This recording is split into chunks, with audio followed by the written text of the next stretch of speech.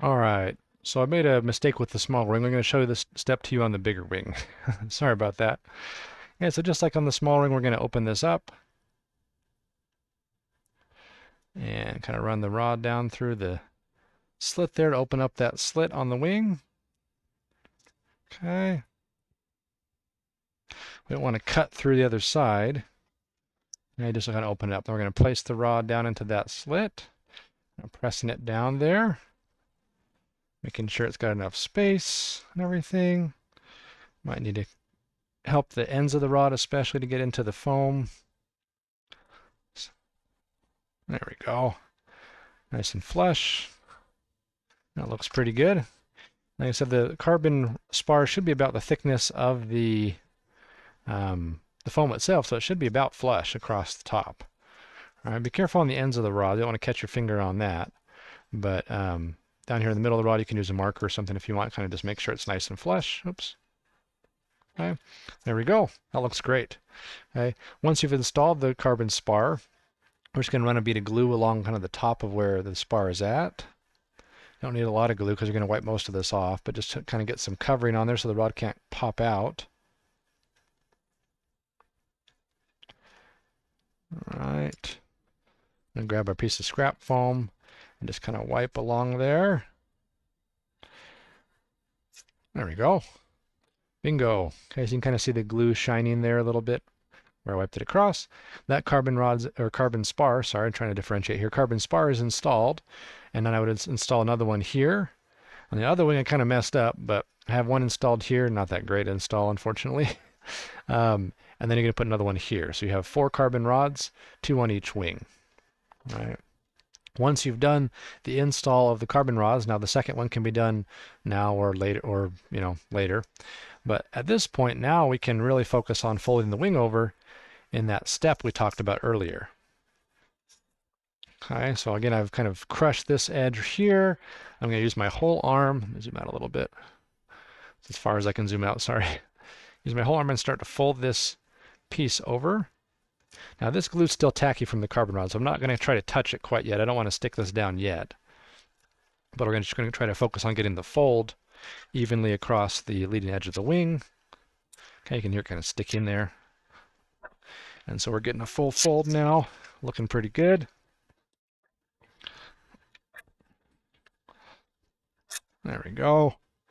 All right, and we want to try to maybe fold it and hold it for a minute or so to kind of get the foam to just rest a little bit better in that orientation. Again, if your glue is still really sticky, then don't hold it down yet because you don't want to glue the leading edge yet. Mine's not sticky enough to hold it at all anymore, so I'm okay here. Kind of hold it down. Give it, I don't know, 30 seconds or so. I'm going to pause real quick, recording. All right, so this has a pretty good ability to fold over now that I've kind of held it down for a little bit. So all I need to do now is just run some glue along the surface and then fold it over and hold it. You have to hold it a good time too because that glue is going to need plenty of time to dry before we let go, or else it'll just pop back up. Okay, but you can see if you fold this over about to where it goes. Okay, it's going up to almost these center holes here. So if you'd like to put glue on this portion here, that's fine, or you can put glue on the part you're going to fold over. Either way should be fine. Excuse me. You might want to run a little bit of glue down this edge here to give some increased strength. I'm going to put glue on the part that I'm going to fold over. I'm going to just kind of do a big squiggle along the foam here. I shouldn't need too much glue, just good coverage basically so the edges don't pop up or anything like that. Get some glue down here. Got some bubbles in the glue gun. There we go.